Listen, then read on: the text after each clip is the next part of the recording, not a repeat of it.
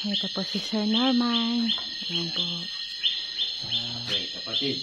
Isang mapagpalang gabi po sa lahat. Saka sumating po ang kapayapaan. Ngayon po nandito kami sa Mount Panahaw.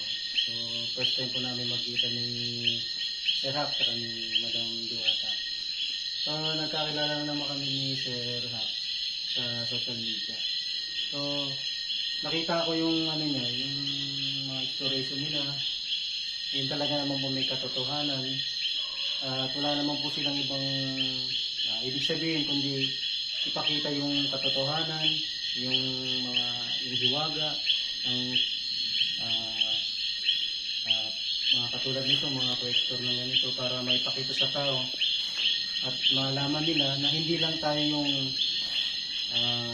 naninirahan dito kundi marami tayong kasama. Bago tayo isilang dito sa mundong ibabaw, may nauna na sa atin. Kaya wag po nating kalilimutan sila na igalang, respeto, para hindi rin tayo nila saktan o gambalain. Kung marunong naman po tayong makiusap sa kanila, yun na lang po ang gawin natin, katulad po nitong magpanaw na ito, nire-respeto, saka talagang dinadayo po talaga ng mga mag-anting, mga agimat, may mga taglay, mga gagamot at mga iba't ibang sekta.